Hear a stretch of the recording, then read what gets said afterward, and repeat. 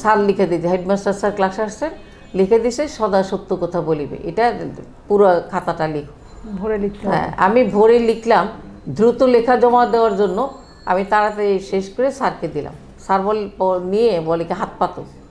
তো হাত পাতার ফলে দেখা গেল কি যে আমি খুব অবাক, দেবে খাতা দিলাম, স্যার বলে হাত পাতো। স্যার 2টা বেত মার দিলেন ছোট ছোট করে। আমি 73-এ ঢাকা ইউনিভার্সিটি থেকে প্রাণীবিদ্যায় পাশ করি। অনেক বৃষ্টি ঝরে তুমি এলে, খেলা বিকেলবেলা ওই ডাঙ্গুটি খেলা, দড়ি লাফানো।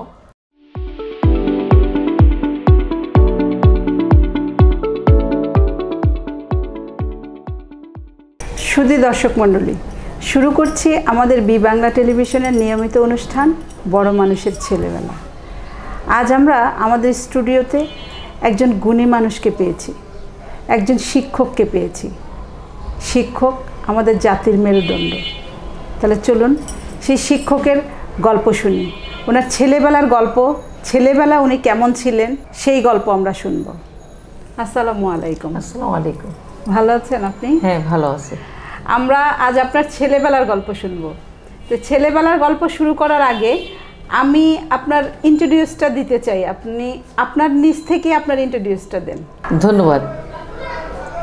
আমি নাসিমা বানু। আমি 73-এ ঢাকা ইউনিভার্সিটি থেকে প্রাণীবিদ্যায় পাশ করি। বিশেষত কিন্তু আমার পেশাটা শিক্ষকতা। আমি 80-তে আবার বিএড করি। 2003-এ আমি আইআর থেকে আবার এমএড করি। এর মধ্যে চলমান চাকরি, দীর্ঘ 42টা বছর আমি চাকরি করি। প্রধান পরীক্ষক ছিলাম ঢাকা শিক্ষা বোর্ডে, এবং আমি সালেহ স্কুল অ্যান্ড কলেজে শিক্ষকতা পেশা নেই। পরবর্তীতে আমি কলেজের ইনচার্জ হিসেবে কাজ করি। আর যখন আমি অবসরপ্রাপ্ত হই, প্রায় 37 বছর 9 মাস 11 দিন, এরপর আমি সেলভেশন ইন্টারন্যাশনাল স্কুল অ্যান্ড কলেজে অ্যাডমিনিস্ট্রেটিভ অফিসার হিসেবে যোগদান করি। পরবর্তীতে 2014 থেকে আমি আবার লেখালেখির জগতে চলে আসি। আর দীর্ঘ এই 42 বছর জীবনে আমার শিক্ষকতা পেশা আর শিক্ষা আমাকে এটাই শিখিয়েছে, অর্থাৎ জীবনের শেষ দিন পর্যন্ত কাজ করো, যেটা সময় তোমাকে মনে রাখবে। আর তুমি যদি ভালো কাজ করো, সময় তোমাকে তা ফিরিয়ে দেবে। তাহলে আপনার ছেলেবেলার গল্পে ফিরে যাচ্ছি আমরা। ছেলেবেলা আপনি কেমন ছিলেন? দুষ্টু, শান্ত, নাকি ডানপিটে? ডানপিটেই ছিলাম। আচ্ছা। ছোটোবেলা থেকে, মানে আব্বা তো বাংলাদেশ রেলওয়ের কর্মকর্তা ছিলেন। সেই সুবাদে আমাদের বিভিন্ন মানে জেলায় শহরে আমাদের বদলি। তো ছোটোবেলায় যখন আমি একদমই ছোট আর কি, মানে তখন ক্লাস 1-এ আব্বা ভর্তি করলেন, সেটা হলো শায়েস্তাগঞ্জে ভর্তি করলেন আমাকে আর আমার ভাইটাকে, আমার ছোটো ভাইটাকে। প্রথমত আমরা 8 ভাই বোন, এর মধ্যে প্রথম 2জন ভর্তি হয়েছি।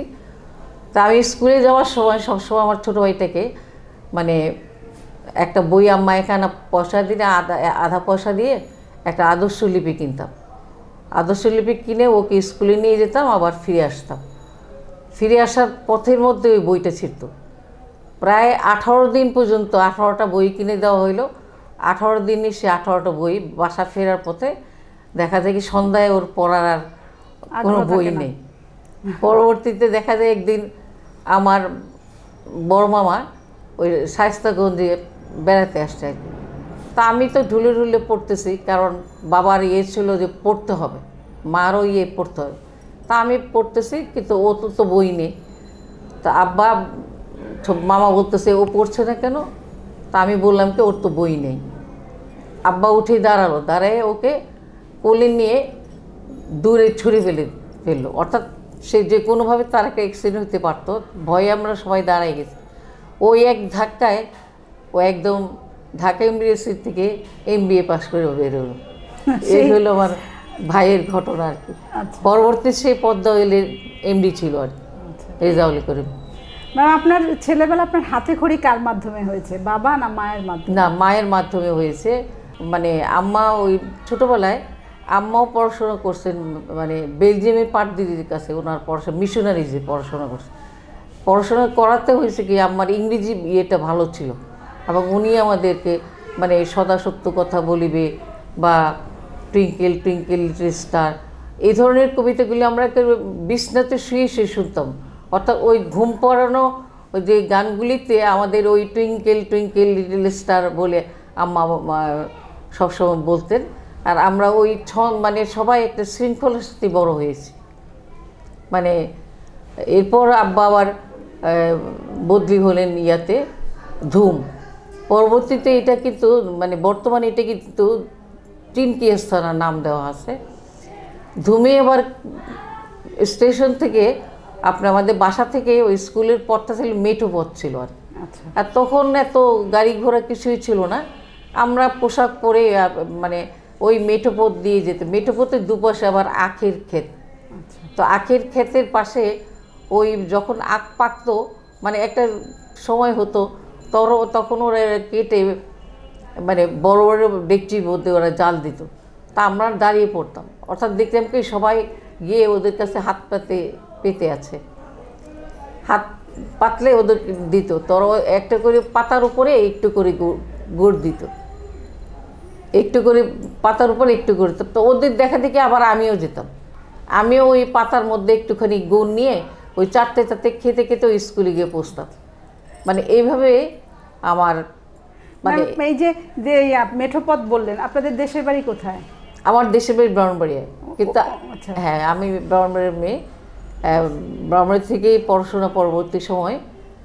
আর ওই ওটাও তা না, মনে করে স্কুলে তো আছেই, স্কুলে গিয়ে প্রথম বেঞ্চে বসার প্রতিযোগিতা, অর্থাৎ প্রথম বেঞ্চে যে বসতে হবে, ওই স্যারের কথা শুনতে হবে। তখনকার স্যাররা তো এরকম ফুল পেটে শার্ট পরে যেতেন না, তারা একটা ভালো সাদা লুঙ্গি আর একটা পাঞ্জাবি পরতেন স্যার। তো একদিন লেখা দিল যে স্যার লিখে দিয়েছে, হেডমাস্টার স্যার ক্লাসে আসছেন, লিখে দিছে সদা সত্য কথা বলিবে, এটা পুরো খাতাটা লিখো, ভরে লিখতে। হ্যাঁ আমি ভরে লিখলাম দ্রুত লেখা জমা দেওয়ার জন্য। আমি তাড়াতাড়ি শেষ করে স্যারকে দিলাম। স্যার নিয়ে বলে কি হাত পাতো। তো হাত পাতার ফলে দেখা গেল কি যে আমি খুব অবাক, দেবে খাতা দিলাম, স্যার বলে হাত পাতো। স্যার দুইটা বেত মার দিলেন ছোট ছোট করে। তারপর কি লিখেছো? আমি কি স্যার লিখেছি সদা সত্য কথা বলিবে। আসলে আমি লিখেছি সদা সত্য কথা বলিবেন না। আমি এই হলো আমার ইয়ে। আর তখন তো মানে পরীক্ষার সময় পদ্ধতি ছিল কি, এখনকার বাচ্চাদের যে মানে এই পদ্ধতিগুলি দেখি আমি পুরনো কথাগুলি বেশি বড়, অর্থাৎ শৈশবটাকে আমি এগিয়ে নিয়ে আসি। অর্থাৎ সব খেলা, বিকেলবেলা ওই ডাঙ্গুটি খেলা, দড়ি লাফানো, মানে মানে সাঁতার কাটা পুকুরে, আচ্ছা এগুলি কিন্তু আমি দুর্দান্তভাবে পারতাম। আর দড়ি লাফানোতে সবসময় ফার্স্ট প্রাইজ কেউ নিতে পারতো না। ওইখানেই আমি খেলায় স্কুলে চ্যাম্পিয়নশিপ পাইতাম। আবার আব্বাও কিন্তু খেলতেন ওদের রেলওয়েতে, দেখা যেত কি ওই আব্বাও প্রাইজ নিচ্ছেন আমিও প্রাইজ। তো অনেকে বলতো যে এই যে বাবা মেয়েই তো দেখা যায় প্রাইজ সব নিয়ে যাচ্ছে। তো ওই এটাতে আরেকটা দিনের কথা মনে পড়ে, মা তো পড়াতেন, তা আম্মার কথা ছিল যে প্রশ্ন প্রথমে পড়বা আর সমস্ত প্রশ্নের উত্তর দিবা। তা আমি তখন ক্লাসে গেছি, তো পরীক্ষা হবে, পরীক্ষার সময় আবার আমাদের কলম নিতে হইতো, ওই নিপ ছিল, নিপ দিয়ে ডুবাইয়ে ওই কালি দিয়ে লিখতে হইতো আর কি, এভাবে চুবাইছো, অর্থাৎ কাগজও দেওয়া হইতো না। আর ওই যে আপনাদের মতো এখন যে ফ্যাসিলিটি সেগুলি কোনোটাই ছিল না। তো ওই দোয়াত কলম সবই হাতে নিয়ে গেছি, তো লিখতে গেছি। এখন পরীক্ষা হলো ভূগোল পরীক্ষা। ভূগোল পরীক্ষায় দেখা গেল যে ইয়েতে ভূগোল প্রথম প্রশ্নটা ভূগোল কাকে বলে। এখন সব প্রশ্নের উত্তর পারি, ভূগোল কাকে বলে তো পারি না। ভূগোল তখন আমি অনেক চিন্তা করে বসে আছি, কলম আমি মানে আরম্ভ করি, কারণ আম্মা বলছে যে প্রথম থেকে শেষ পর্যন্ত লিখবে। এখন আম্মা স্যার ঘুরে গিয়ে বলি তুমি লিখো লিখো না কেন? তো আমি বলি কি স্যার আমি তো প্রথম প্রশ্নটা পারি না। কী পারো না এটা? বাকির থেকে শুরু করো। কিন্তু আমি কলম ধরে বসে আছি, যেই দেখলাম স্যার ক্লাসে ঘুরতেছেন, আমি এক ফাঁকে কলম কালিয়ার কাগজ নিয়ে এক দৌড় বাসায় গিয়ে দেখি আম্মা ঘরে নেই। আম্মা কোথায় গোসলখানে। তখনকার তো মানে পরিবেশটা ছিল, এখনকার মতো এত মডার্নাইজ ছিল না, সব কিছু একটু দূরে দূরে ছিল। তা আমি চিৎকার করে কাঁদতেছি, তা আম্মা টের পাইছি। তখন বলে কী হয়েছে, তুমি না স্কুলে থাকার কথা। আম্মা বলে কি আমি তো প্রশ্ন পাইছি, কিন্তু আমাকে বলছে ভূগোল কাকে বলে আমি এটা পারি না, তুমি তো বলছো সব লিখতে হবে, আমি তো এইটা পারি না।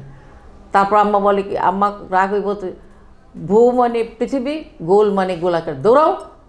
তারপর আমি ওই কলম কালি নিয়ে আবার দৌড় দিছি, দৌড় দিয়ে স্কুলে পড়ছি। ততক্ষণে স্যার হাপিতেশ করে খুঁজতেছেন আমাকে, আমি কোনো মতে ঢুকলাম, পরে স্যার কিছু বললো না, বলে লেখো। তা ওই অর্থাৎ পড়াটার আগা থেকে গোড়া পর্যন্ত জানতে হবে, এটা এখনও চলে। মানে এই বয়সেও আমার মাথার পাশে বই, আমি ওই খুঁটি খুঁটি যে মানে টিভি হোক, পেপার হোক, বা কেউ থেকে শুনে যদি আসি, ওই জিনিসটা টুকে রাখার অভ্যাস আজও আমার আছে। কারণ পুরনো সমস্ত কাগজ আমি পেস্টিং করে করে আমার খাতায় রেখে, এটা আমার মায়ের অভ্যাস ছিল। কারণ মা লিখতেন, বেগমে লিখতেন, তো মায়ের অভ্যাস হয়তো বা আমার কাছে চলে আসছে। আর মা, আমি আর ছেলে, আমার ছেলেটাও লিখে।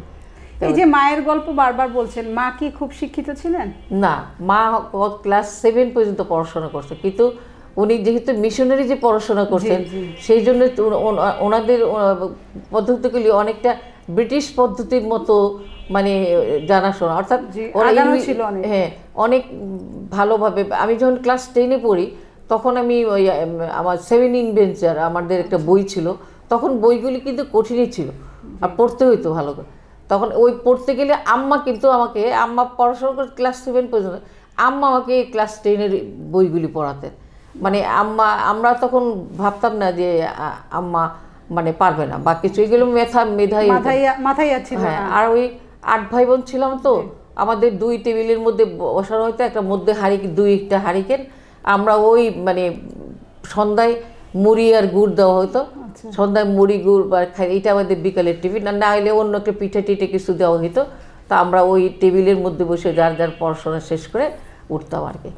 এর মধ্যে আব্বা একবার বদলি হয়ে গেলেন আপনার 16 মানে জানালিহাট কিন্তু চমৎকার একটা জায়গা, মানে বাসার পাশেই বেশ বড় একটা আপনার মানে খেলার জায়গা, পাশে আবার চাপকল ছিল। তখনকার সময় চাপকলের পানি ব্যবহার করা হতো। তা আমাদের তখন আবার বিশাল বাড়ি থাকাতে মানে রেলওয়ের ইয়েগুলি কিন্তু একটু খুব সুবিধা দিয়ে থাকতো। তো ওইখানে পিছনে আবার গোয়ালঘর ছিল। তো আব্বা কী করলেন, মানে যেহেতু ওনার লোকজন থাকতো ওনাদের, তো ওই আমাদের একজন ছিল, একটা গরু কিনলো। তো গরু দেখা গেলো কি পরবর্তী আব্বা একটা সিন্ধি গাই কিনলো। তো শেষ পর্যন্ত আমাদের দুধ হতো 18 লিটার, মানে 18 কেজি আর কি, বা 18 সের। তখন তো কেজি লিটার হিসেবে সের ছিল। তো ও প্রত্যেক দিন 18 মানে কেজি দুধ আমাদের ওই টিন শেডের এর মধ্যে ঝুলিয়ে দিত। ভোরবেলা সে দুধ দোয়ায় আর। তো আমাদের সকালের নাস্তা ছিল দুধ, রুটি, মানে মেহমান যদি আমাদের বাসায় আসতো, তাদেরও কিন্তু ওই চা দেওয়া হতো না, ওদের 1 গ্লাস দুধ দিয়ে বাকি নাস্তাগুলি দেওয়া হতো। তো এখন রুটি কি হাতে করা রুটি ছিল? হ্যাঁ, হাতে করা রুটি আম্মাও করতেন, আবার সাথে লোক ছিল, ওরাও করতেন। আপনারা কখন বানিয়েছেন রুটি? না, আমি এখনো পারি না, এখনো আমি পারি না, মানে আমার দ্বারা এইসব মানে সম্ভব না। আম্মা বানাতেন, তাইলে একটা হতো কি, ওই যে 18 কেজির উপরে যে শর্টটা পড়তো, সেটা কি খাবে, অর্থাৎ আব্বাকে একটু দেওয়া হয়তো। আব্বা ওই কিছুদিন মানে খেয়ে বলতো যে আমাকে এইসব দিবা না। তারপর শেষে এখন আম্মা আমাদের একটা রুটিন লিখে দিল, মানে একটা কাগজের মধ্যে শনিবার অমুক, আমরা ভাই বোন 8 জন, তো ওইভাবে ঘুরে ওই 18 কেজির শর্টটা তখন খাওয়া একজনে খেতে পারতেন না, সব ভাগাভাগি মানে ভাগে থাকতো। মানে নাম যদি আমার নাম থাকতো, আমার ভাগে থাকতো, আমরা হয়তো তখন ভাগাভাগি করতাম, কিন্তু বেসিক্যালি আম্মা নাম দিছে যেহেতু, কেউ যাতে কোনো সমতা না। আর এই যে একটা জিনিস, মানে আমি আপনাকে বলছি, আমাদের মধ্যে প্রাণবন্ত খুব বেশি ছিল আর কি। ভাই বোনের মধ্যে মানে খুনসুটি ছিল, প্রাণবন্ত ছিল। যেমন আমার এই ছোট ভাইটার কথা যেটা বললাম, যেটা নাকি ওই 74-এর MBA, ও আছে, এর ছোটটা, এর ছোট ভাই। তো ওই মাঠে খেলতো। একদিন মাঠের মধ্যে আমি একটু আব্বা ঘুমাতেন দুপুরে একটু, তো ওই সময়টা কিন্তু আব্বার আমাদের একদম কথা বলা যেত না, মানে কথা বলাই যাবে না, কোনো শব্দ হইতে পারবে না। তা আমরা ওইভাবেই মানে নিঃশব্দেই খেলা করতাম। তো এই একদিন আমি গেট থেকে বের হয়েছি, গিয়ে দেখি ওই দুইটা ছোট ভাই বলতেছে কি যে চলো মারামারি করি। তো বড় যেটা আমার ছোট আর কি পদ্মা এলে রেজাউল করিম নান্ন, ও বলতেছে ঠিক আছে আমি রেফারি। তো এখন হয়েছে কি ওই ওই 3 নম্বর ভাই যেটা এটা করছে ওই ওই মেজুটার বুকে এক ঘুষি দিছে, এক ঘুষিতে ফিট, তো ফিট হয়ে গেছে। তো এখন ও ছিল আমার যে ভাইটা ওই ওই নানু, ও ছিল সোজা, ও কী করবে, ও টেনে ওই কলের পাড়ে নিছে। আমি বলি কি দাঁড়াও আমি এখন আব্বাকে বলবো। এখন ভাইয়ের জন্য মায় হইতেছে, বাধ্য হয়ে তখন আমি মানে ইয়ে করলাম, মানে ও মাথা চাপ করলে তো ওর জ্ঞান ফিরে আসে। তো এইভাবেই মানে খেলাধুলার মাধ্যমে পড়াশোনা। আর আমি কিন্তু চট্টগ্রামের মানে আপনাদের প্রবর্তক বিদ্যাপীঠের ছাত্রী। আচ্ছা, মানে অনুশাসনে মানুষ হওয়া, অর্থাৎ হিন্দু স্কুল, মুসলমান ভর্তি করা হতো না কি। তো আব্বা পরে হেড স্যারের কাছে গেলেন, গিয়ে বললেন যে আপনারা এত বছর যাবৎ স্কুল করছেন, মুসলমান ভর্তিতে দেন না, তা আপনি এখন থেকে শুরু করেন। তো স্যার পরে রাজি হলেন, তো আমরা ভর্তি হলাম। আর ওই স্কুলের প্রথম ছাত্রী আপনি? হ্যাঁ, আমি, আমার ভাই, আমরা দুই ভাই বোন। তারপর তৃতীয় ভাইটাও ভর্তি হলো, 3 নম্বর ভাইটাও। হ্যাঁ, 3 জনই ছিলাম। তো এটা এমন সুন্দর স্কুল, আপনার ওই পাহাড়ে উঠতে হইতো, পাহাড়ের মধ্যে আবার সিঁড়িগুলি খুব সুন্দর করে করা, একদম তখনকার সময় একদম মানে একদম ছাদ বেঁধে বেঁধে পাকা করে দেওয়া।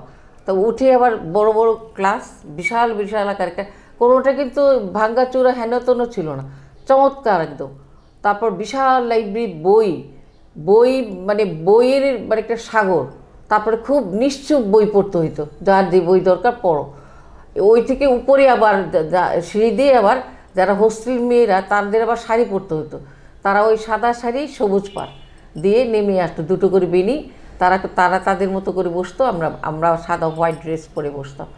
ওইখানে কিন্তু আমাদের খুব নিয়মতান্ত্রিক উপায়ে বড় করা হয়েছে। আরও হলো টিফিন কিন্তু বাইরের টিফিন খাওয়া যাবে না, মানে না খাইলে ভালো, স্কুল থেকেই টিফিন দেওয়া হতো আর কি। কী দিত তখন? মানে তখনকার দিনে দিত মানে স্কুলে তৈরি বিস্কিট অথবা চিড়া, আর খুব মানে ওদের প্রচুর গরু ছিল, মানে কোনো ভেজাল। এখনকার সময় দুধের কথা মনে হইলেই তো ভয় পাই।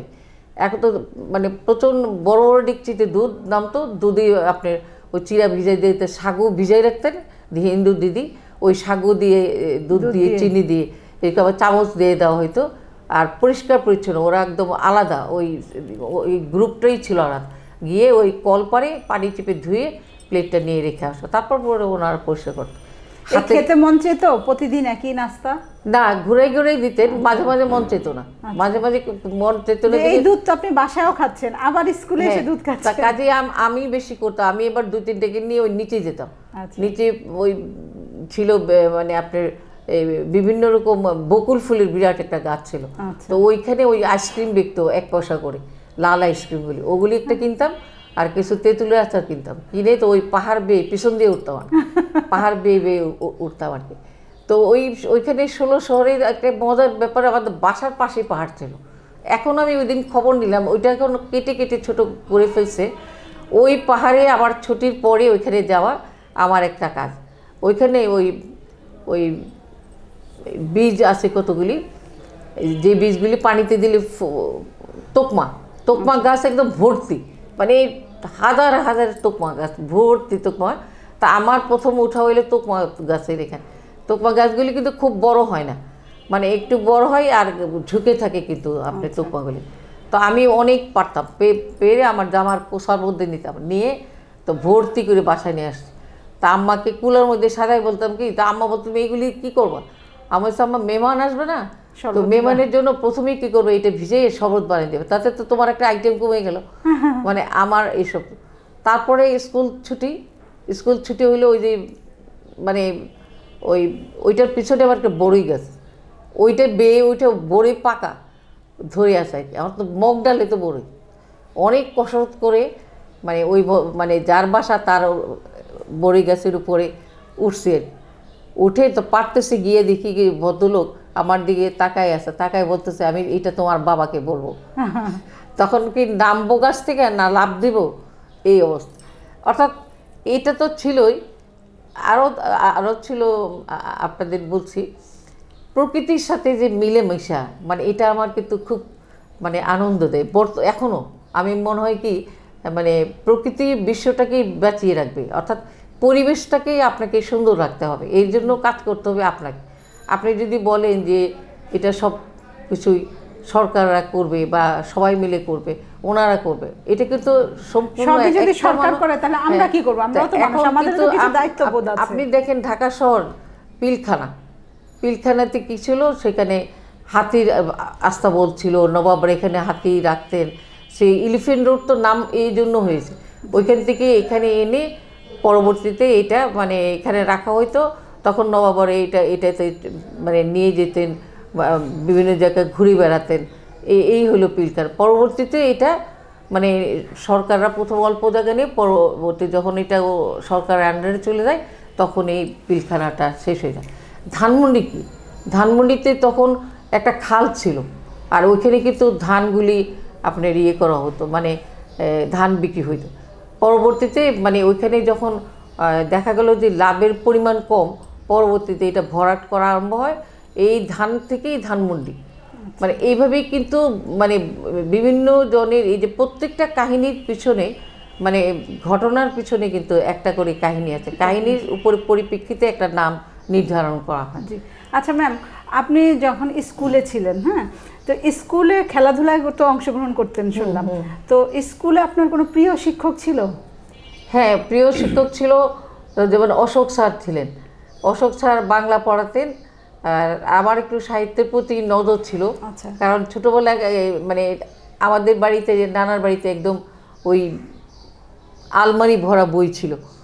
বই থাকাতে আপনার দেখা যেত কি আম্মা একটা বই, মামারও বাড়িতে মা বই, খালা বই, অর্থাৎ দুপুরের পরে তারা খাওয়ার পরে এটা আমি একটা ছোট্ট বই নিয়ে বসতে, তো সেটা হলো ছোটোবেলার গল্প।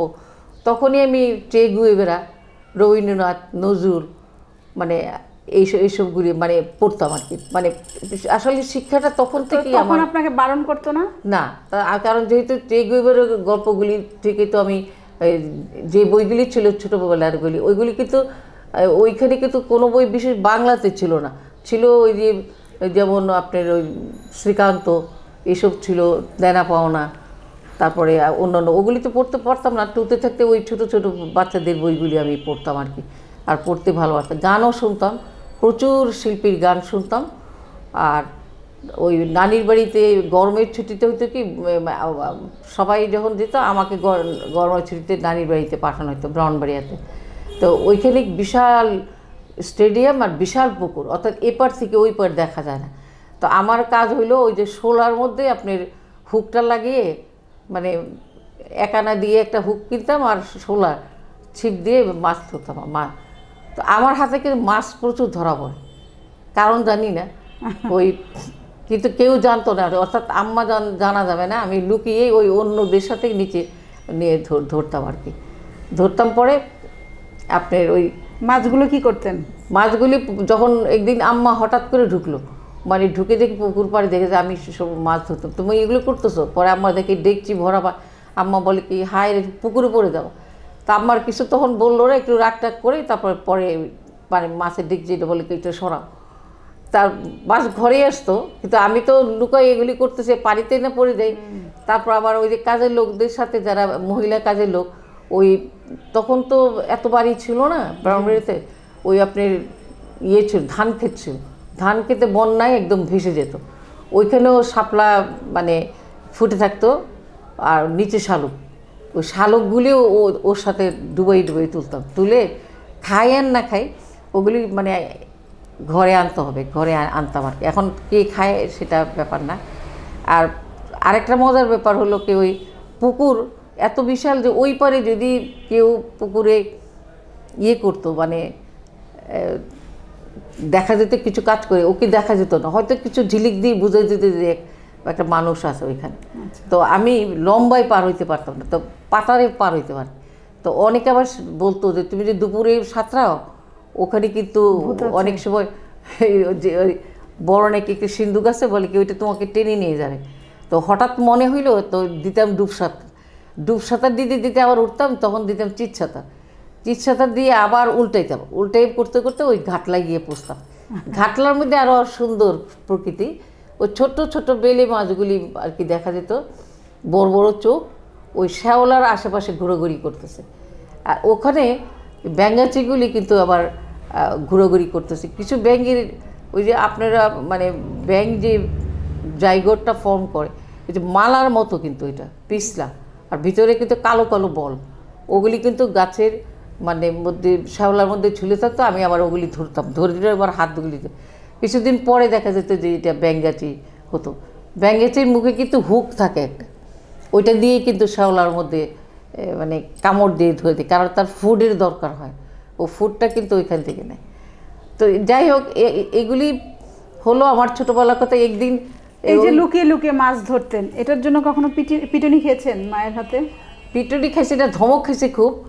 আর বেসিক্যালি তো আম্মার থাকতেন চিটাং, নানা নানি থাকতো বাড়িতে। আচ্ছা আচ্ছা। তো এই জন্য নানা নানি আমাকে আর ধমকের উপর রাখতো, কিন্তু মারধর করতো না আর কি। আর যে তো বড় একটা মানে আমার মামাতো ভাইগুলি নামছে, তা একটা বড় মাছ ধরা পড়লো। ধরতে গিয়ে যাওয়াতে ওই মাছটা তুলতে পারি না, কারণ আমি তো ছোট, এত বড় মাছটা টেনে তুলতে পারতেছিলাম না।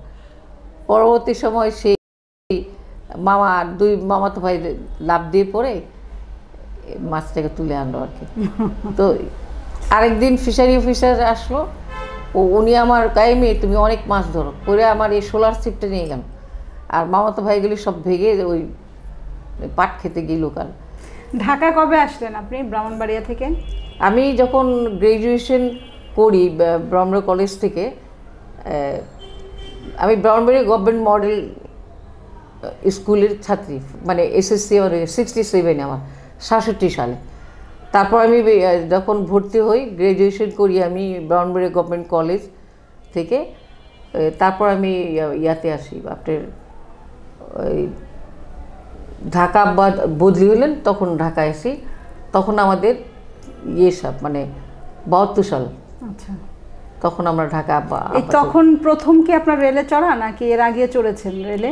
না না, রেলে সারা জীবন, একটা ছোট্টবেলা থেকে। আচ্ছা, ছোট্টবেলা থেকে চাকরি সূত্রে? হ্যাঁ, চাকরি সূত্রে। আর আমার সবচেয়ে পছন্দনীয় মানে যানবাহন হলো মানে বাংলাদেশ রেলওয়ে, এবং খুব ভালোবাসি। আচ্ছা, তো তারপরে আপনি যে ঢাকা আসলেন, ঢাকায় এসে কি আর ব্রাহ্মণবাড়িয়া গিয়েছেন না এখানে? আসা তো যেহেতু ব্রাহ্মণবাড়িতে আমাদের বাড়ি, নানার বাড়িও নিজেদের বাড়িও, আব্বাও নিজে বাড়ি করছেন এখানে, বড় বাড়ি এখনো আছে। পৈতৃক বাড়ি কোথায় আপনাদের? আমাদের পৈতৃক বাড়ি হলো ভৈরব। ভৈরব, হ্যাঁ, ভৈরব কালিকা প্রসাদ আর কি। আচ্ছা, ওইখানে আমার কোনো গল্প নয় আপনার? ওইখানে আপনার গল্প হলো, আমার দাদা 1918 গোল্ড মেডেলিস্ট, হেডমাস্টার ছিলেন। আচ্ছা, একটা প্রাইমারি স্কুলের হেডমাস্টার ছিলেন। আমার ওই যে এই চাচারা, একজন চাচা বাড়িতে থাকতো, বাকি ওই ছোটো চাচা আব্বার সাথেই থাকতেন, আম্মার সাথে। ওইখান থেকে পরে উনি রেলওয়ে গার্ড ছিলেন। আর আর দাদা তো ওইখান রিটায়ার্ড ওইখান থেকেই করেন। আর দাদা আমাকে মানে যেহেতু পড়াশোনায় আমি ভালো ছিলাম, দাদা আমি যখন মাস্টার্স করি তখনও দাদা কিন্তু জীবিত ছিলেন, এবং উনি পড়ার ব্যাপারে সাংঘাতিক রকম করা ছিলেন। আর আমাকে বলতেন তুমি ইংরেজিতে চিঠি লিখে পাঠাবা, তো আমি ইংরেজিতে চিঠি লিখে পাঠাতাম, পোস্ট কার্ডে করতাম, অত পোস্ট কার্ড ছিল লিখে পাঠাতাম। পরবর্তী সময় চিঠিটা আবার আসতো, সাথে একটা চিঠি, এটা সে আবার অ্যাটাচ করে দিত কি লাল লাইন মানে কালি দিয়ে ভরা, দাগ দেওয়া, ভুল, বানান ভুল। অর্থাৎ দাদার কাছে চিঠি লেখা মানে আমার আবার নতুন করে ইংরেজি শেখা। তো দাদা খুব ভালোবাসতেন আমাকে। এক চাচা বাড়িতে থাকতেন, আর আব্বা ভৈরবে পড়াশোনা করতেন। ওই আমাদের প্রেসিডেন্ট জিলুর রহমান স্যার, মাননীয় প্রেসিডেন্ট জিলুর রহমান স্যার, ওনার বন্ধু কিন্তু আব্বার ক্লাসমেট, একসাথে পড়াশোনা করছেন, আব্বার খুব ভালো বন্ধু। এবং ওনারা কলকাতায় মানে মেসে থাকতেন, একসাথেই থাকতেন। আর যখন নাকি বাংলাদেশ স্বাধীন হয়, তখন সাধারণ সম্পাদক চাচা, তো চাচা এবং চাচি আইবি রহমান আমাদের বাসায় কিন্তু আসতেন। আর আমিও আব্বা যখন মারা যায় এরপরেও আমি বঙ্গভবনে যাই, এই চাচার সাথে দেখা করি। আর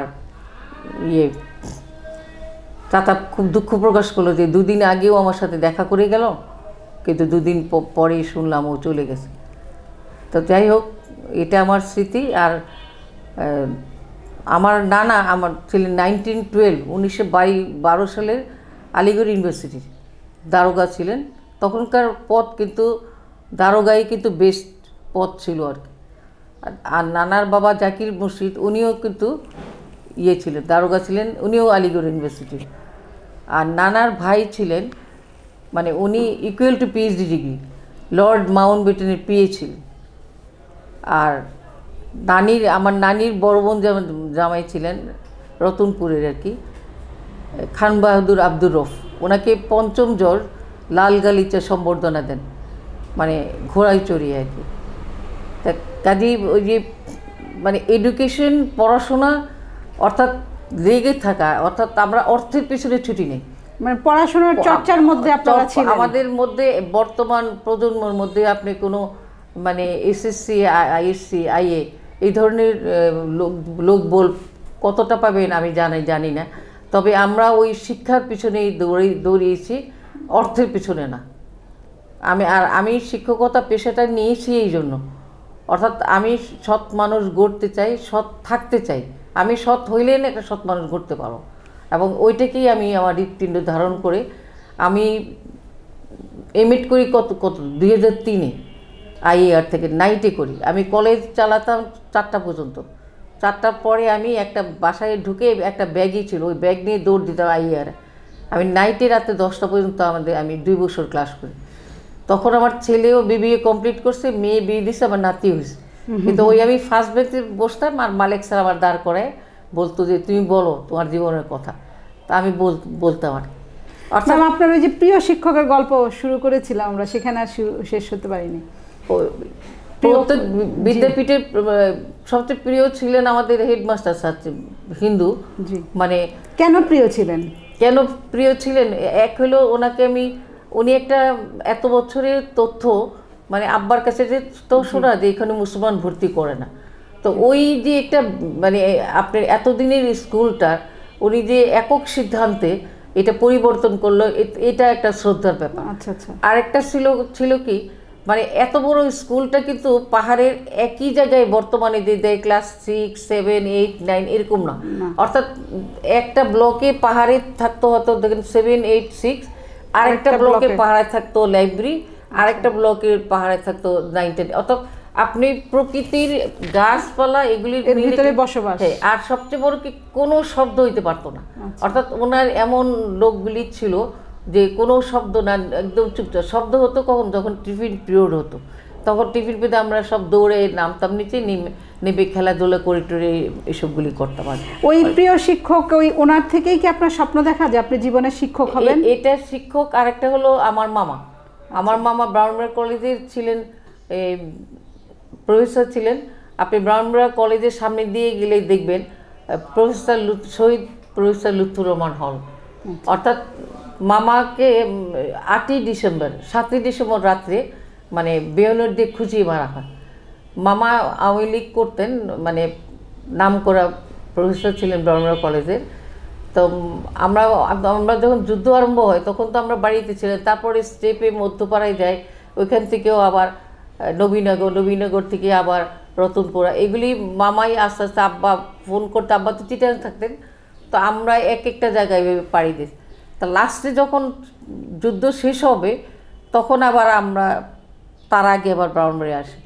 তখন একদিন মামার শুনতাম যে মামাকে, ওই মামা তো ভাই যেটা, ও আবার মানে ইয়েতে ছিল, মুক্তিযোদ্ধা ছিল।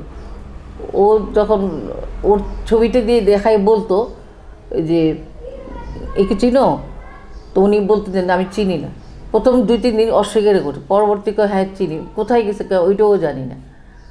তখন ওনার কিন্তু কিছু ছাত্র কিন্তু ক্যাপ্টেন ছিলেন ভারতে, মানে বাংলাদেশি কিন্তু ভারতে। উনি কিন্তু বলতো স্যার আপনি থাকেন না, আপনাকে মেরে ফেলবে, আপনি চলে আসেন। মামা বলে কিনা আমি এই দেশ ছেড়ে যাবো না। তারপর মামা আমার কাছে আসতে, শেষবার যখন আসছে তখন আমরা এত জায়গায় ঘুরছি, এমনকি গোয়াল ঘরেও থাকছি। গোয়াল ঘরে পরিষ্কার করে দিছে, গোয়াল ঘরের মধ্যে একটা চৌকির মধ্যে থাকা, মানে সেই যে মুক্তিযুদ্ধের কাহিনী বলছি। আবার ওই যখন নাকি আপনার ওই আর্মিরা এসে উঠতো, আমাকে ছোটো ভাইটা নিয়ে ওই পাট ক্ষেতের মধ্যে নিত আর আমাকে বকতো বকতো মানে কি বলতো যে ওকে নিয়ে যত চিন্তা। কেন ওই যে বেশি সুন্দরী ছিলেন তাই? মানে সবাই মানে ভয় পাইতো আর কি, আমি অসহায় থাকতে কিছু করার নেই। তারপর আবার ও আবার আমার সাথে খুব মানে হয়তো এই ভাইটার সাথে আবার খুব আত্মিক একটা সম্পর্ক, মানে হৃদ্যতা বেশি। হ্যাঁ হৃদয়তা বেশি। তারপর শেষে ওই যে মামাকে বললাম, আমি তখন একদম খুব মন খারাপ, 1 কাপ চা দিছে আম্মা, তো 1 কাপ চাই খাবে আর বলতেছে আম্মার সাথে কথা বলে বলতেছে যে হ্যাঁ আমাকে ডাকতেছে। তো আমি বলি মামা এটাই কি স্বাধীনতা, এই এত কষ্ট? তো মামা আমার দিকে তাকাই বললো কি হ্যাঁ এই স্বাধীনতার জন্য তোমাকে অনেক ত্যাগ করতে হবে। ওই থেকে যখন আমি ভাবলাম তাইলে আমি শিক্ষক হব। এই মামা কিন্তু আমার আদর্শ। এবং মামাকে ধরে নিয়ে গেল, ধরে নিয়ে গিয়ে ওনার সাথে 40 জন বুদ্ধিজীবী ছিল, একজন বাঁচতে পারছে। ওই কুরুলিয়া ব্রাউনবাড়ি কুরুলিয়া খাল তখন তো টইটুম্বুর পানি, তো ওইখানে আপনি যখন নিয়ে ট্রাকে করে নিচ্ছে তখন ওনারা জিজ্ঞেস করতো আমাকে নিয়ে যাচ্ছ কোথায়, তো ওদের বাসা ছেড়ে দেবো, কিন্তু ওরা ওই মানে ওই নদীর পাড়ে নিয়ে গুলি করে আর নানার মামাকে করছে ওই বুকের মধ্যে বেয়নের দিক খুঁচিয়ে ওনার লিভারটাকে কলিজাটাকে বের করে ফেলছে। তো পরের দিন যখন আমার ভাই বোন ভাইরা দৌড়ে গেছে, সব দৌড়ে গিয়ে দেখে পায় না আর কি ওনাকে। তো একজন কৃষক যাচ্ছিল, ও বললো কি নদীর পাড়ে যাও। তো নদীর পাড়ে ওরা ভাবছে নদীর পাড় মামা হয়তো কারোর সাথে কথা বলতেছে, তো গিয়ে দেখেছে মামার অর্ধেকটা শরীর পানিতে অর্ধেকটা শরীর ডাঙা।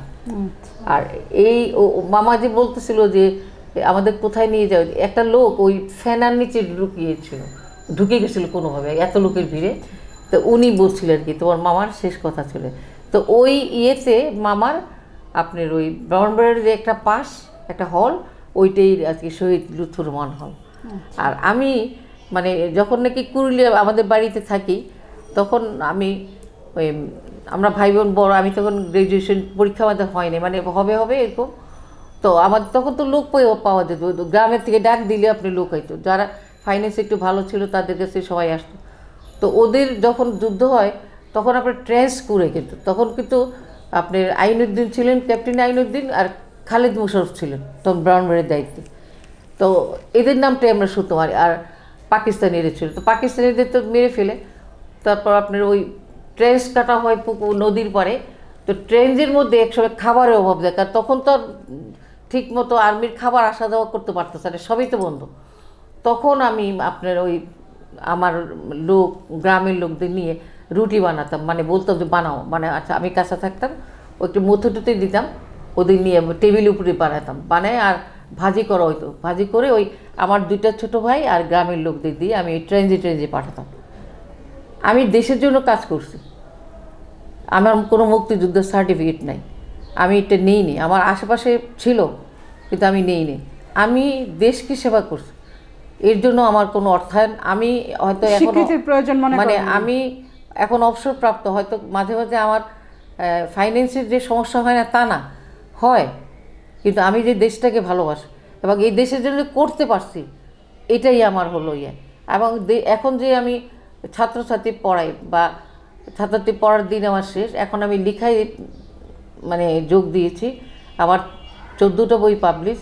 এবং লাস্ট বইটা হইল ঢাকা বিশ্ববিদ্যালয় প্রাণীবিদ্যা বিভাগের মানে যারা 84 সালে এখন চেয়ারম্যান, উনি কিন্তু মোটামুটি একটা চ্যালেঞ্জে ছুড়ে দিয়েছিলেন আর কি, যে আমার ইচ্ছে ছিল আমি যেটা থেকে পাশ করছি এত ডক্টরদের আন্ডারে পড়ছি, আমি ডক্টরেট করতে পারি না। এটা একটা আমার একটা মানে আক্ষেপ বললে অন্যরা বন্ধুরা বলে কি, যারা এখন ঢাকা ইউনিভার্সিটি বলে কি এই তুমি আক্ষেপ করো কেন, কত ডক্টরেট কোনো কাজ করতেছে না, আর তুমি যে লিখিয়ে তুমি যে সব কিছু জ্ঞান ছড়াচ্ছ সেটা তোমার সবচাইতে বড়।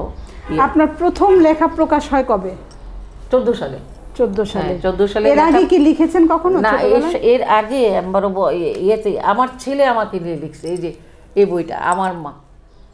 মানে ও তখন আমার সাথে আমার রিটায়ারমেন্টের টাকা দিই, কিন্তু আমি উমরা করতে চলে যাই, আচ্ছা হজে চলে যাওয়ার পর আমি আমার সাহেব আমার ছেলে, তো ওর থেকে আসার কিছুদিন পরে তো ও কী করে ঘরে বসে ওর আবার একটু পায়ে ব্যথা পেয়েছিল, পায়ে ব্যথা পর দেখলাম কি ওকে রেস্টে থাকতে বলছে, ও দেখি কি প্রায় কি লিখে করতেছে, আমি এত ইয়ে করি না, মানে লিখতেই পারি কোনো ব্যাপার।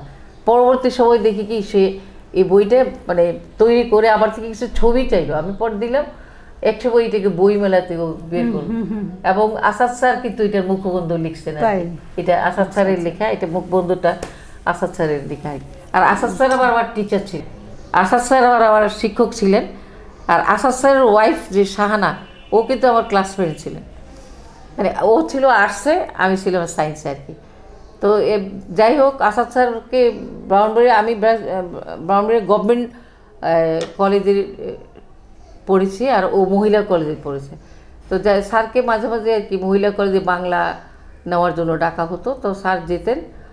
তারপরে এক সময় মানে আমরা জানি যে শাহানার সাথে বিয়ে হবে, ওর সাথে স্যারের বিয়ে হয়। তো স্যারের যে মেয়ে আবার আমার মেয়ের ক্লাস ফ্রেন্ড, মানে একটা সূত্র আর কি, একটার পর একটা। তারপর আচ্ছা ম্যাম, আপনার একটু জীবন সঙ্গীর গল্প শুনি। বিয়ে কি পারিবারিক বিয়ে না নিজের পছন্দ? পারিবারিক বিয়ে ঠিক বলা যাবে না, কিছুটা নিজের পছন্দই ছিল। আচ্ছা। আর আমার হাজব্যান্ড হলো ছিলেন আদমজির ম্যানেজার ছিলেন জুট মিলের, অবশ্য পরবর্তী প্রমোশন পেয়ে হয় মানে। আর পরবর্তীতে রিটায়ারমেন্টের পর, কারণ আদমজি তো আগে বন্ধ হয়ে যায়, আদমজি 2003-এ বন্ধ হয়ে যায়।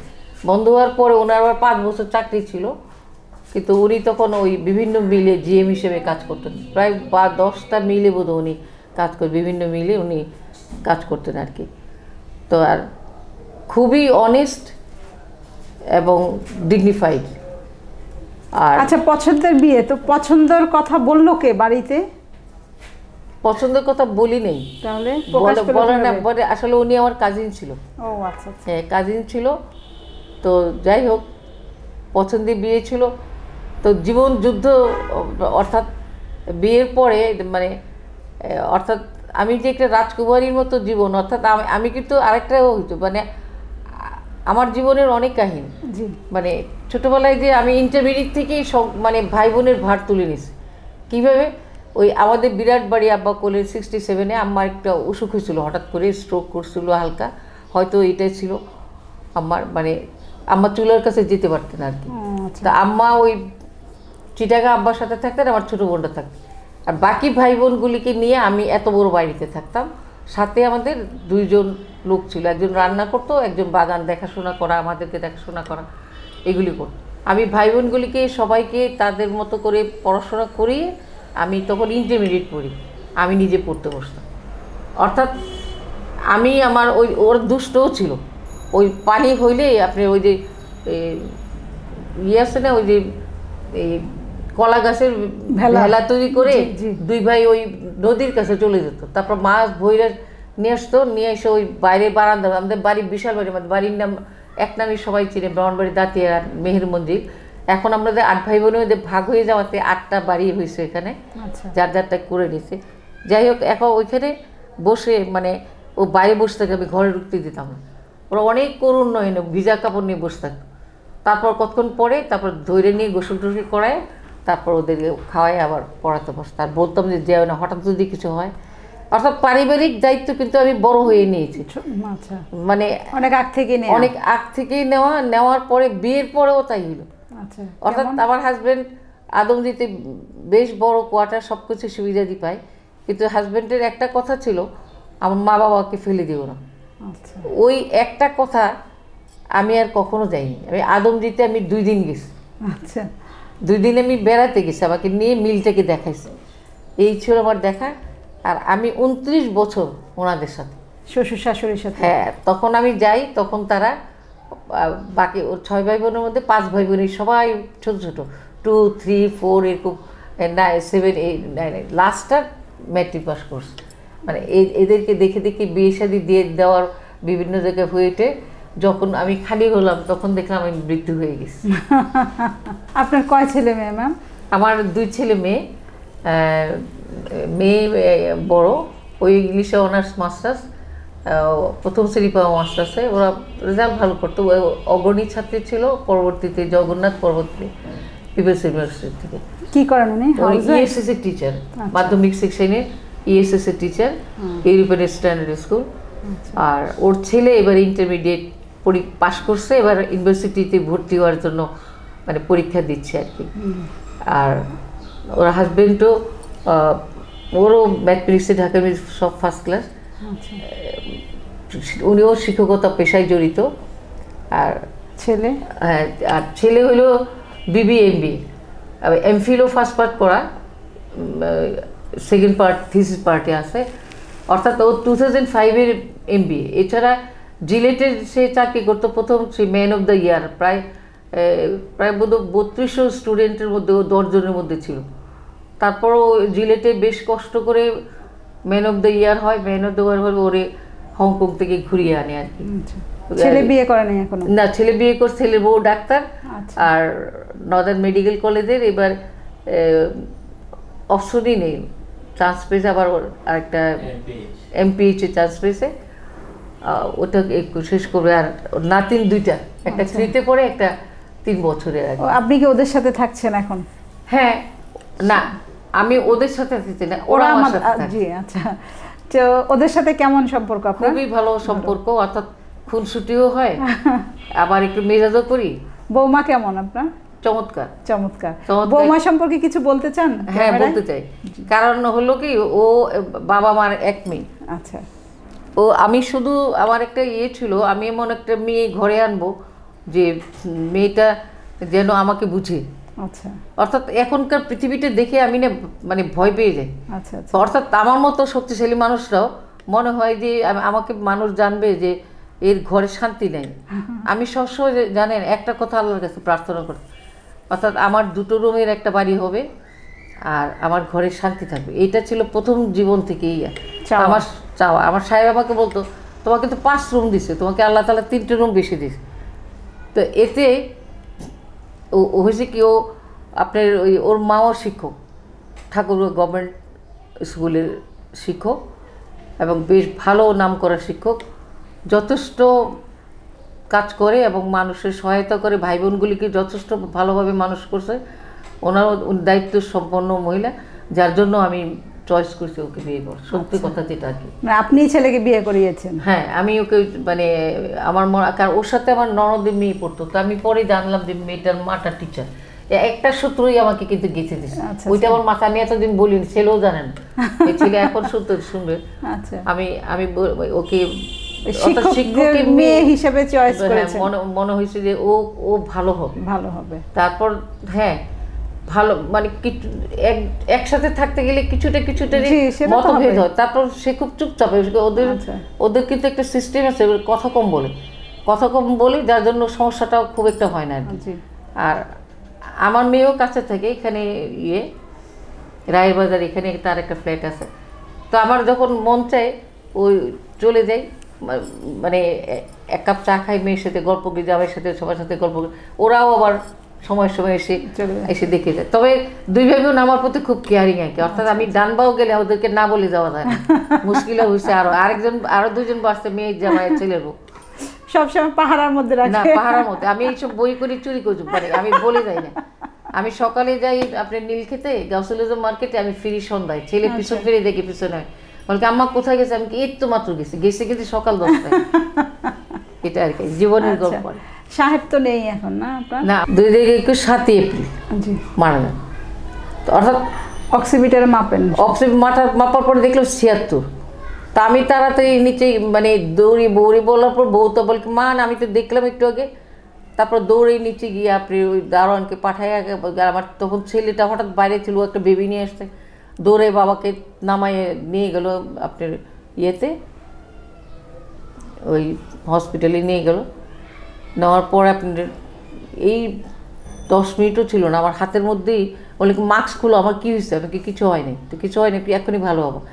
তা আমি আবার বললাম, তুমি কেন জানি বললাম যে তুমি লাই লাইল্লাহ পড়লো ভালো করে। আমি কি আল্লাহ পড়লেন, হাতের উপরে চলে গেছে। অর্থাৎ 15 মিনিট থেকে 20 মিনিট সময় উনি আমাকে দিয়ে দেন। মেয়েও দৌড়ে আসছে, জামাই আসছে, কিন্তু তারপর মানে এইভাবে হয়তো চলে যায় মানুষ। আমি কালি নেই প্রায় 6 মাস। তারপর মনে করলাম পৃথিবীতে মানুষ এইভাবেই আসবে, এইভাবেই যাবে, মেনে নিতে হবে। এটাকে করে আর কি মানে বর্তমানটা এগিয়ে যাওয়া আর কি। এগিয়ে যাওয়া, জি। অর্থাৎ এইভাবেই চলতে হবে পৃথিবীতে। আচ্ছা ম্যাম, আপনার জীবনে এমন কোনো স্মরণীয় ঘটনা আছে যেটা আপনি বলতে চান, যে বলা হয় নাই কখনো, এরকম কোনো ঘটনা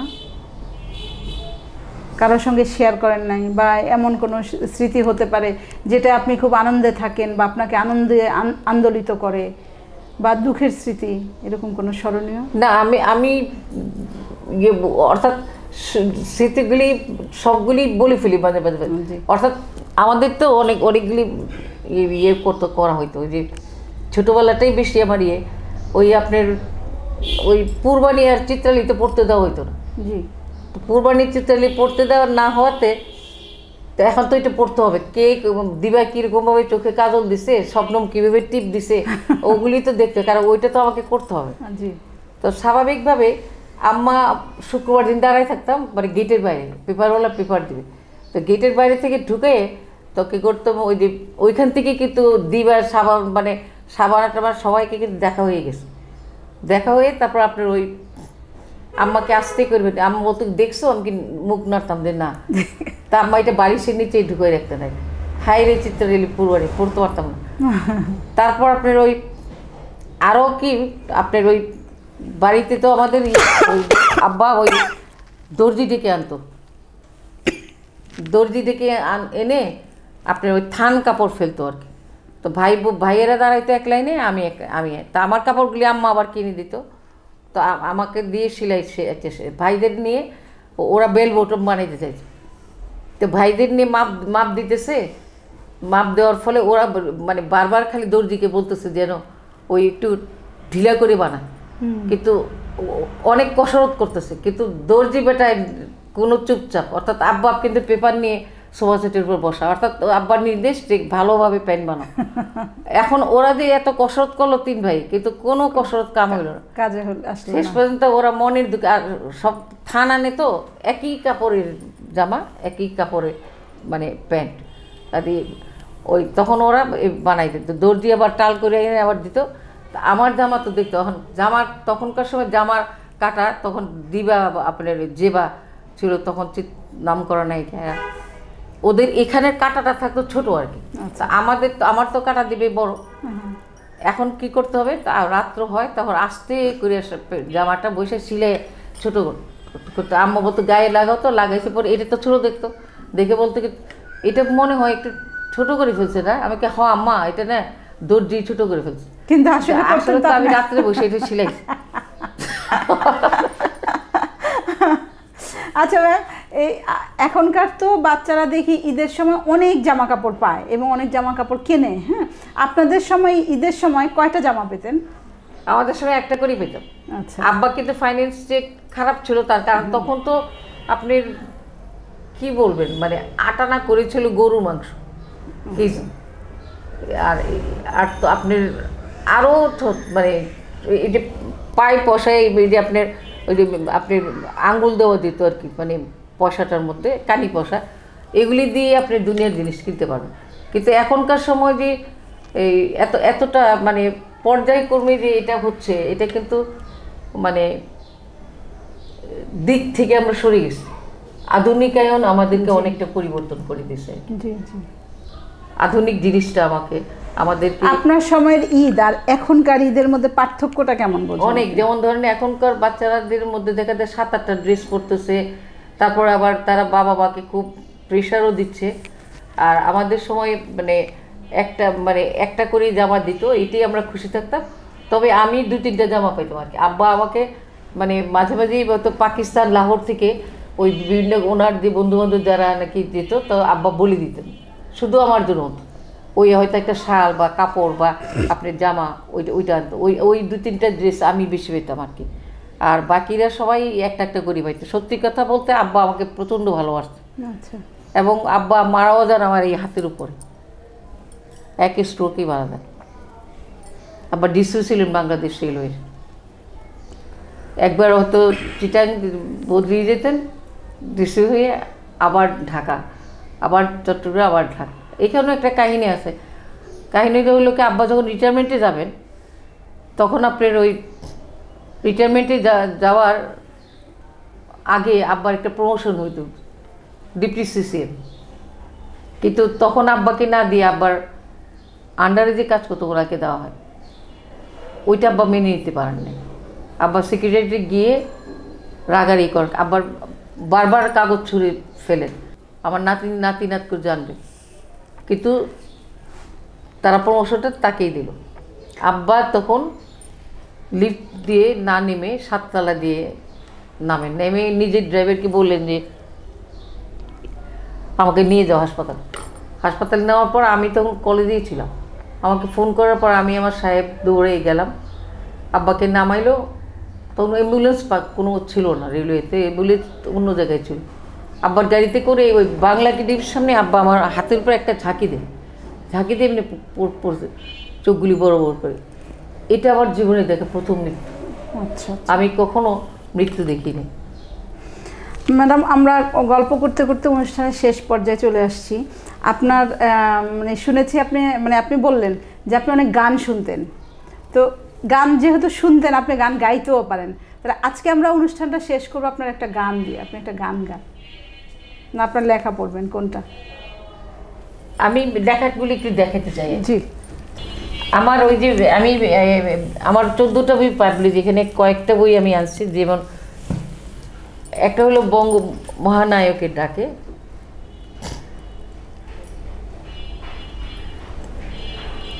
এই বইটা ওই বিভিন্ন স্কুল এবং কলেজে এটা দেওয়া। এটার মধ্যে কিছু ছড়া আছে, বঙ্গবন্ধুকে দিয়ে বিশিষ্ট ব্যক্তিরা বিভিন্ন কথা বলেছেন সেটাও আছে। সেলিনা হোসেন একটা তথ্য দিয়েছিলেন যে বঙ্গবন্ধু একটা ইংরেজি গান শুনতেন, সেইটা তার কাছাকাছি থাকতো, সেটাও এখানে আমি তুলে ধরেছি। এবং বঙ্গবন্ধুর বিভিন্ন কথা, অর্থাৎ ছোট বড় সবারই এটা কাজে লাগবে। এটা বিভিন্ন স্কুলে এটা পুরস্কার, ব্রাহ্মণবাড়িয়া গভর্নমেন্ট স্কুলে পুরস্কার দেওয়া হয়, রায়েরবাজার স্কুলে দেওয়া হয়, এটা সিটি কলেজে আছে, নাইমে আছে, বঙ্গবন্ধু ভ্রাম্যমাণ লাইব্রেরিতেও আছে। আচ্ছা, এই বইটার পরে এই বইটা কিন্তু বঙ্গবন্ধু বাংলা ছড়ার ছোট ছোট ছড়া, অর্থাৎ ইংরেজি মাধ্যমের স্কুলগুলি বাংলা কিন্তু পড়তে চায় না, সেই জন্য ছোট আকারে ছড়ার বইটা আমি লিখে এটা গ্রিন জেমস স্কুলে 17-18 সালে এটা কিন্তু পাঠ্য ছিল, এবং বেশ বিভিন্ন জায়গায় এটা ছড়িয়ে পড়ে আর কি। এরপরে আমি এই যে হরিত রং সময় আমার কবিতার বই, এভাবে আমি আমার অনেকগুলি বই মানে এই ছবি কি আপনার ম্যাম? হ্যাঁ, আমার এটা আমার 16 বছর বয়সের ছবি আর কি। এটা? হ্যাঁ। আচ্ছা, তখন আপনি বিয়ে হয়েছে আপনার? না 16 বছর, তখন ইন্টারমিডিয়েট মানে আমি এসএসসি। এটা হলো অজানা স্মৃতি, এটা বাংলা এবং ইংরেজি করে, এটা ব্রিটিশ লাইব্রেরিতে আছে, মানে লন্ডন ব্রিটিশ লাইব্রেরিতে আছে বইটা, আমার এক বন্ধুর মাধ্যমে পাঠিয়েছে। এটার মধ্যে আমি আসলে কোভিড পিরিয়ডে সবাই বসে থাকতো, কোভিড পিরিয়ডের মধ্যে আপনার ওই তখন আমি বিভিন্ন এপিসোডগুলি দেখতাম, পেপার পড়তাম, আর বিভিন্ন তথ্যগুলি যে আমি সারা বছর পড়ছি, অর্থাৎ অনেক বছর আগের যে তথ্যগুলি সেগুলি আমি কী করছি ছোটো ছোটো আকারে লিখে, আবার সাথে আবার ইংরেজি ট্রান্সলেট আরেকজনকে দিয়ে করিয়েছে, চিটাঙের একটা ছেলে রাকিবুল হাসান, ওকে দিয়ে করে তখন আমি বইটা পাবলিশ করি। এবং এটা বেশ নাম করে বিভিন্ন জায়গায়, ঢাকা ইউনিভার্সিটিতে আসছে, ঢাকা ইউনিভার্সিটিতে আমার বেশ কয়েকটা বই আছে।